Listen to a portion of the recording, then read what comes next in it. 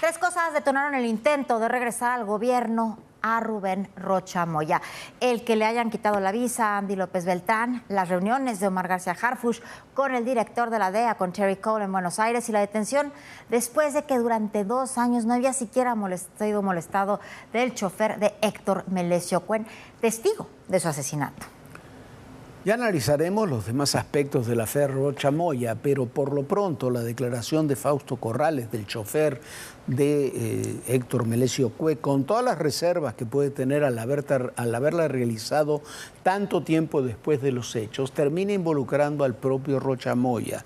Y puede ser que ahora sí, a ver si ahora sí, la Fiscalía General de la República esté dispuesta realmente a investigar al gobernador con licencia. Han pasado 2 años y la investigación hasta ahora no se ha producido. Este personaje, este joven, porque es un hombre muy joven, se supone fue el que llevó a Héctor Melesio Cuen a la reunión donde fue extraído el Mayo Zambada, fue el que llevó a Héctor Melesio Cuen al hospital, es el que tiene todo el conocimiento de lo que pasó en este lugar, en Huertas del Pedregal, donde se dieron el secuestro del Mayo Zambada y el asesinato de Melesio Cuen, y es el que estuvo también en el montaje que hizo la Fiscalía del Estado de Sinaloa, para tratar de hacer pasar la muerte de Héctor Melesio Cuen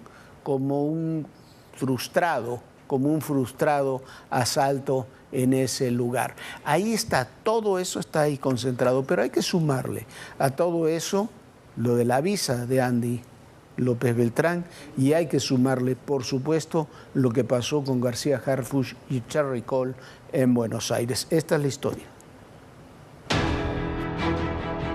¿Quién mató a Melesio Cuen? El hombre que lo acompañó en sus últimas horas de vida, Fausto Corrales, asegura que fueron sicarios de Joaquín Guzmán López. El ex rector de la Universidad Autónoma de Sinaloa resultó herido en un intercambio de disparos cuando traicionaron a Ismael El Mayo Zambada el 25 de julio de 2024 en una finca de Huertos del Pedregal, y lo dejaron desangrarse hasta morir. Fausto grabó un video en 2024 cuyo contenido está transcrito en el expediente de la Fiscalía General de la República abierto en su contra. El testigo afirmó que luego de que El Mayo entró a una habitación con el hijo de Joaquín El Chapo Guzmán, como a los 15 minutos inició una balacera. La gente de Joaquín Guzmán disparó. Después alguien lo esposó y se llevaron en una camioneta. Alrededor de 2 horas después lo subieron a otra unidad en la que iba Melesio Cuen herido. El rector le dijo que estaba herido, recibió un disparo en una pierna, estaba débil, estaba muriendo. Ahí comenzó a orquestarse el montaje. Fausto aseguró que la gente que lo tenía cautivo lo amenazó para declarar falsamente sobre el lugar y la forma en que murió Melesio Cuen.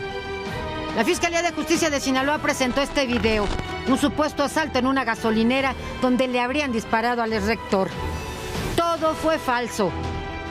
Hicieron que Fausto llevara al herido a una clínica donde, según testimonio del personal, Melesio Cuen llegó desangrado, prácticamente sin vida. Ese 25 de julio de 2024 se llevaron a Ismael El Mayo Zambada, quien pensó que lo arrojarían desde la avioneta que lo transportaba. Reconoció al piloto de los Chapitos, apodado El Jando. Por ello pensó que sus últimas horas habían llegado. Así lo reveló Frank Pérez, el abogado de Joaquín Guzmán López, al diario Los Angeles Times. Pero al hijo de Joaquín El Chapo Guzmán, que consumó la traición, le contestó al Mayo que lo entregaría a Estados Unidos para que, al igual que su padre, terminara sus días en una prisión. Silvia Otero, Azteca Noticias. No lo veo. Y en todo esto la posición de Estados Unidos es clave. Terry Cole, el director de la DEA, lo dejó bien claro. Funcionarios de alto nivel de México colaboran con los cárteles y habrá nuevas acciones contra ellos. Esto en referencia a las acusaciones en abril pasado contra 10 funcionarios y exfuncionarios mexicanos, incluyendo a Rubén Rocha Moya, el senador Enrique Insunza y el exsecretario de Seguridad de Sinaloa, Gerardo Mérida, que se entregó a la justicia estadounidense. ¿Y qué tanto habrá hablado el general Mérida, que ya está fuera del sistema de prisiones de los Estados Unidos? Ahora el gobierno de los Estados Unidos acusa a estos personajes que trabajaron, que estuvieron en el gabinete de Rubén Rocha Moya, de conspirar para traficar y proteger a la fracción de los Chapitos. Y les dijo a todos estos personajes que su destino, el destino que les espera, es el mismo que tienen Joaquín El Chapo Guzmán y el Mayo Zambada, que es el de la cadena perpetua. ¿Y por qué la violencia continúa? Apenas este fin de semana fueron asesinadas 19 personas en Sinaloa, el número más alto de todo el país. El estado sigue siendo muy violento y está ahora sin un gobernador, porque la sesión del Congreso del día de hoy para designar un sustituto se pospuso por tiempo indefinido. Nada más no se ponen de acuerdo, Jorge, para ver quién será el próximo gobernador en Sinaloa, porque todos quieren meter mano ahí, Jorge. Ahí está la grieta. Ahí está la grieta. No hay acuerdo sobre quién reemplazará a Rocha Moya, y es la expresión de las divisiones internas en el gobierno y el movimiento, porque al final lo que está en juego es la relación y el peso de Andrés Manuel López Obrador frente a la presidenta Sheinbaum. Yo sé que son lo mismo en muchos sentidos, pero ahí está la grieta que se ha producido, que viene desde antes, pero se catalizó este fin de semana. Las rupturas en el poder no son nuevas. En México las rupturas en el poder son la norma, no son la excepción. Mire, le vamos a platicar solamente lo que ocurrió en el último ciclo. Plutarco Elías Calles y Álvaro Obregón, que es cuando comienza, digamos, el sistema institucional en el país después de la Revolución, eran aliados cercanísimos, juntos habían hecho la revolución, juntos la habían ganado, y las contradicciones entre ambos terminaron con el asesinato de Álvaro Obregón. Pasaron años sin diferencias profundas, aunque siempre ha habido distancias entre un presidente y otro, e hicieron eclosión en la sucesión entre Díaz Ordaz y Luis Echeverría. En medio de eso estuvo la masacre de 1968, que paradójicamente es la que catapultó al propio Luis Echeverría a la presidencia. También se dieron los enfrentamientos entre José López Portillo y el propio Echeverría, que terminaron con Echeverría en una embajada allá en las Islas Fiji, allá en el Pacífico, en el sur del Pacífico, y eso generó también la crisis de 1982 y aquel famoso desplegado que pagó López Portillo, quejándose, tú también, Luis, reclamándole a Echeverría que fuera uno de los que lo criticaran. En todo eso estaba la crisis y económica y el enfrentamiento entre López Portillo y su sucesor, y Miguel de la Madrid, que hizo eclosión en un hecho bochornoso que nos provocó, nos generó años de crisis, la expropiación de la banca de 1982. Pasaron los años y vino la crisis de 1994. Carlos Salinas de Gortari, Luis Donaldo Colosio, Manuel Camacho sublevándose contra la elección de Colosio como candidato, todo eso terminó en un desastre. Terminó con el levantamiento zapatista, el asesinato de Colosio, después el asesinato de Ruiz Massieu y otra crisis económica, la de diciembre de 1994. En febrero del 95 hubo otro enfrentamiento, Ernesto Zedillo contra Carlos Salinas, en el contexto más brutal de la crisis económica, la detención de Raúl Salinas, las detenciones de varios otros personajes, ese esperpéntico trabajo en la Fiscalía General de la República de Pablo Chapa Besanilla, que rompió lo que quedaba de la confianza en la justicia en México, el rompimiento del PRI, y con aquella sana distancia que no fue tal. El PRI tuvo en 6 años 7 presidentes en la época de la sana distancia, y todo eso derivó en el triunfo, en el año 2000, de Vicente Fox. Los que vinieron después, Vicente Fox, Felipe Calderón, Enrique Peña Nieto, ninguno de los tres pudieron poner candidato al terminar sus sexenios. Los 3 se tuvieron que conformar con candidatos que no eran suyos. Uno ganó, Calderón, los otros, al final, ni Calderón ni Peña Nieto lograron ganar sus elecciones. Lo que tenemos hoy es una opción que tendrá que definirse por la propia decisión de Palacio Nacional.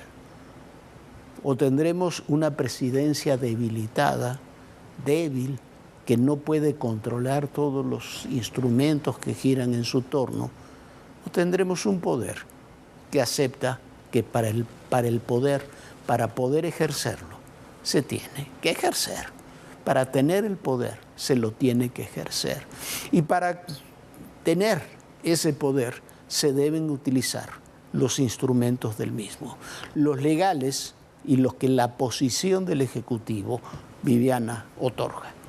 Sí, Jorge, veremos cuál será el destino y cuál será la relación que tenga la presidenta Claudia Sheinbaum con su antecesor, el presidente López Obrador. Hemos visto ninguna de estas transiciones han sido tersas, han pasado ya poco más de año y medio y bueno, ahora vimos este conflicto, el primer conflicto real entre el presidente López Obrador y Claudia Sheinbaum con la llegada y posterior renuncia o solicitud de licencia de Rocha Moya. Y bueno, vamos a otro tema. Para comprender la magnitud de la expansión de los llamados narcoterroristas, en Camboya la DEA detuvo a una célula que fabricaba metanfetaminas y fentanilo.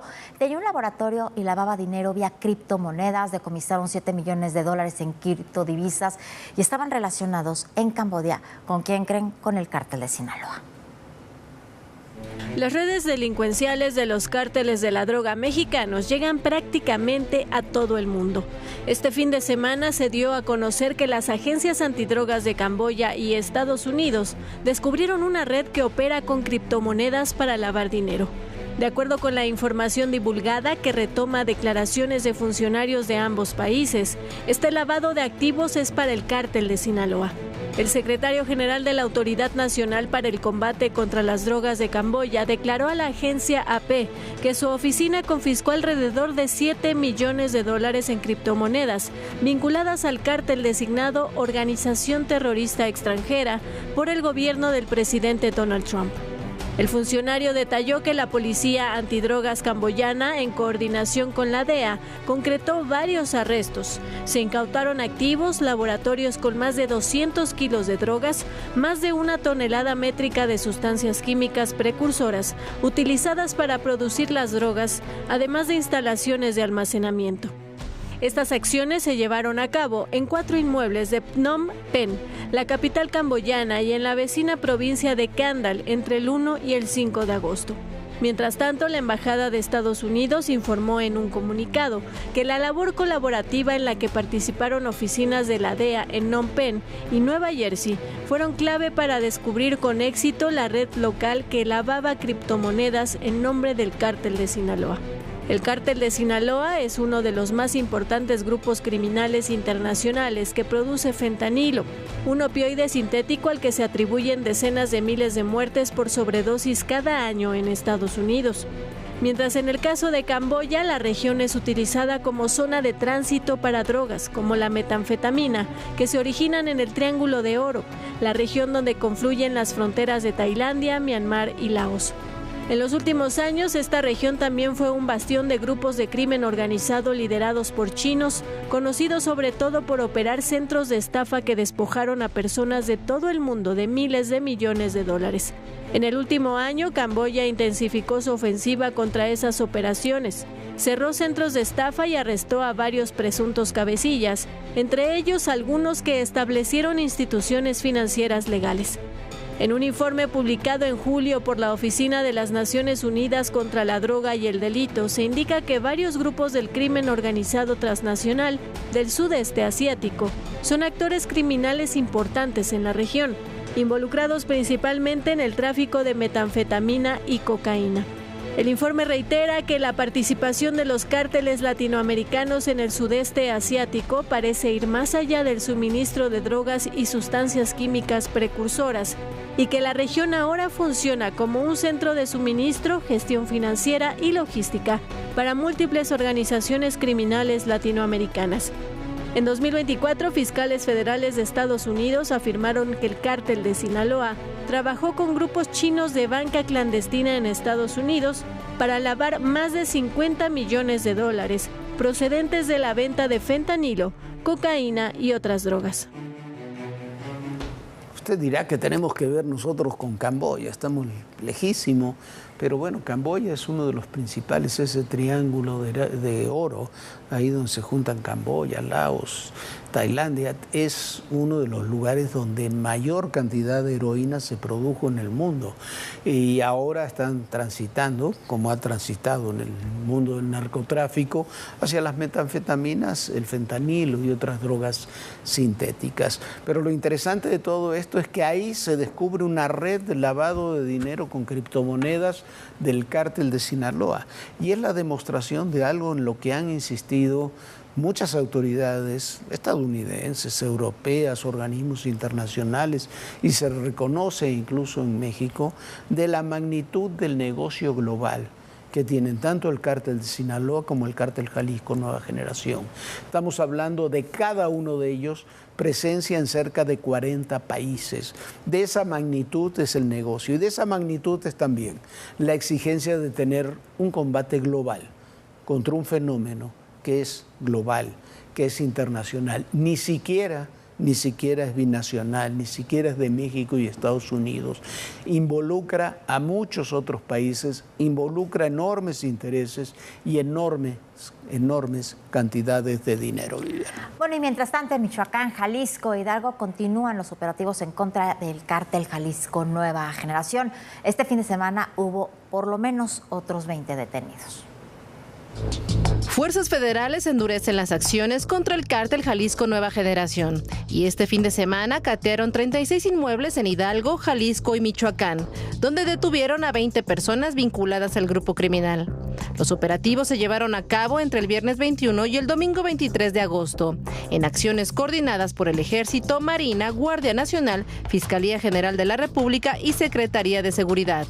El secretario de Seguridad y Protección Ciudadana, Omar García Harfuch, informó en redes sociales que en los operativos se aseguraron armas, droga, 113 vehículos, dinero en efectivo, joyas, equipo de comunicación, un dron y un inhibidor de drones. Además, localizaron tigres, panteras y aves en malas condiciones. Este lunes, el embajador Ronald Johnson publicó un mensaje en el que reconoció a las autoridades mexicanas por estas operaciones contra integrantes del cártel Jalisco en varios estados. Señaló que la variedad de bienes incautados demuestra el alcance y las diversas capacidades de estas organizaciones criminales y por qué se deben enfrentar en todos los frentes. Finalmente, escribió que desmantelar sus capacidades operativas, logísticas y financieras fortalece la seguridad de las dos naciones. Esta operación forma parte de una serie de acciones federales que comenzó días antes en Michoacán. El 19 de agosto, Fuerzas Especiales del Ejército y la Guardia Nacional desplegaron un operativo en Tinaja de Vargas, municipio de Tanguato, y en Ecuandureo, contra una célula vinculada con Heraclio, alias el Tío Laco, jefe regional del cártel Jalisco Nueva Generación, con presencia en Michoacán y Jalisco. El saldo de esa operación fue de 12 detenidos. Entre ellos estaban una hija y la pareja sentimental del Tío Laco. El arsenal asegurado entonces permite dimensionar el poder de esa estructura. 5 ametralladoras, un fusil Barrett, 9 armas largas, 2 armas cortas, lanzagranadas, 8 artefactos explosivos improvisados, un dron, equipo táctico, 7 motocicletas y 64 vehículos, uno de ellos blindado. El Gabinete de Seguridad atribuye al Tío Laco la organización de agresiones contra elementos de la Guardia Nacional registradas después de la detención de Rubén Oseguera Cervantes, el Mencho. Tras las primeras capturas también se registraron bloqueos carreteros y vehículos incendiados, por lo que las fuerzas federales activaron un operativo antibloqueos. En solo 5 días, el balance oficial de esta ofensiva es de 32 detenidos. Sin embargo, el objetivo central, el Tío Laco, permanece prófugo. Bueno, ahí está estos operativos que continúan en toda esta zona de operación de una de las células del cártel Jalisco Nueva Generación, porque recuerde usted que el cártel Jalisco es una suerte de holding, ¿no? Y de franquicias, que se mueve con franquicias, con ciertos acuerdos, y esta del Tío Laco es una de las principales, de las más cercanas que tuvo Nemesio Ceguera. Lo cierto es que en otro lugar también, ahí muy cerca, en el estado de Guerrero, se mantiene una disputa entre varias organizaciones criminales por el control de territorio, de rutas de droga, por negocios de extorsión. Los rusos son una de las organizaciones criminales que participan directamente en esta pugna, no de ahora, sino desde hace mucho tiempo, desde los años prácticamente de la época del gobierno de Felipe Calderón. Los rusos están presentes ahí en Acapulco y en Guerrero y son de los mayores generadores de violencia en el puerto y en otras partes del estado de Guerrero. Así mero. A ver, aquí se van a poner a reportar, hijo de su puta madre. Este es el sello de violencia de los rusos, el grupo criminal que opera en el estado de Guerrero, que ha mantenido asolados a transportistas, comerciantes y empresarios del sector turismo en zonas como Acapulco. Quita las manos a la pica. Quita las manos a la pica. Quiero reporte. Estas imágenes se viralizaron en el año 2024, exhibiendo la forma en que los integrantes de la organización cobran derecho de piso y obligan a los conductores a servirles como vigías o halcones en las rutas por las que transitan. Esta inseguridad no forma parte del pasado. Los rusos siguen operando de acuerdo con reportes de inteligencia. Las amenazas continúan porque la extorsión es un lucrativo negocio, pero no hay denuncias. Solo existen 107 expedientes abiertos este año por ese delito en la entidad. Los rusos que tuvieron su origen en las filas del cártel de los Beltrán Leiva también se dedican a la venta y distribución local de drogas. Lo mismo están en el negocio de la marihuana como de las metanfetaminas. Por ello se disputan el territorio con el cártel independiente de Acapulco o los Ardillos a nivel local, pero también con los integrantes del cártel Jalisco Nueva Generación que buscan controlar las rutas del trasiego de droga. Los enfrentamientos hasta el momento han sido aislados, pero es latente que puedan escalar. Este es Juan Carlos, alias El Ruso, el líder de la organización capturado en 2016 en la zona Diamante de Acapulco. A partir de esa fecha, los rusos operan en células que encabezan quienes fueron los hombres de confianza de los hermanos Beltrán Leiva, que se han dividido Guerrero en plazas y que en el último año también se han expandido a localidades de Oaxaca con su sello de violencia. Silvia Otero, Azteca Noticias. Bueno, y hoy fue detenido en Acapulco, Guerrero, el Choco, uno de los presuntos líderes de la Plaza de los Rusos, precisamente en Guerrero. Vamos a otro tema. La vocera del oficialismo, Liz Vilchis, robó los reflectores. ¿Quién iba a pensar que detrás de esa pésima dicción de sus conferencias matutinas y todo lo que hace, había tan mala leche en sus pensamientos? Juzgue usted a ver si exagero. El sexenio pasado estuvo lleno de personajes muy sombríos, algunos muy corruptos, otros muy ineptos, pero sin duda, uno de los que más llamó la atención fue la señorita esa que salía a disque desmentir las noticias, la llamada Liz Vilchis, creadora de frases legendarias como "No es falso, pero no es verdadero". Y cómo olvidar su perfecta dicción. Cabe decir, se agradece el reconocimiento del periodista por su llega. Se lee: AMLO crea condiciones para un magnicidio. Crea condiciones para un magnicidio. Más recientemente fue señalada por unos terribles comentarios que hizo en contra de Grecia Quirós, la viuda de Carlos Manzo. Sí pienso que en el momento en el que yo viera con mis ojos... No, pues ni modo que lo vea con los pies. Que asesinan al que digo que es el amor de mi vida, no me pongo a dar entrevistas con su emblema en las piernas, no lo soportaría. Pues ahora está envuelta en otro escándalo debido a unas publicaciones que hizo hace unos años que, digamos, no van con los valores de Morena. ¡Qué artero! ¡Qué vergüenza! Vea nada más esta elegancia de comentario. ¡Qué vergüenza! ¿O qué le parece este?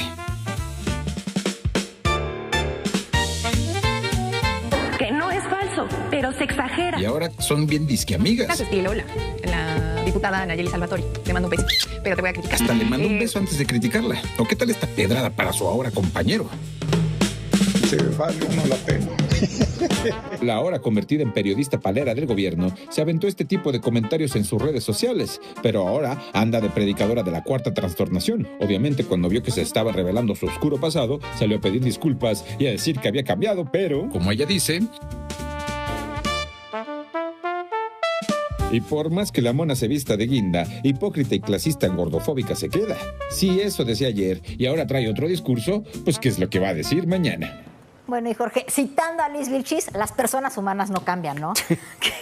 Qué bárbara. Y mira, siempre queda un tuit y uno se da a conocer por lo que ha hecho a lo largo de toda su trayectoria. Esta mujer, 2011, 2012, escribió esa sarta de peladeces, de agresiones, bueno, es increíble. Y después era la que tenía que desmentir las supuestas mentiras que ellos decían que eran mentiras. Imagínate nada más. Ahí queda en la historia, Liz Vilchis. Ahí queda en la historia. No nos vamos a olvidar de Liz Vilchis y desgraciadamente por los malos motivos. Nosotros ya nos vamos. Muchísimas gracias por habernos acompañado. Lo esperamos mañana en punto de las 11 de la noche aquí en Todo Personal. Sueñe bonito. Bonita noche, Jorge. Muy buenas noches, Viviana. Muy buenas noches a todos ustedes. Y recuerden, el poder y en la política todo, pero absolutamente todo es personal. Gracias.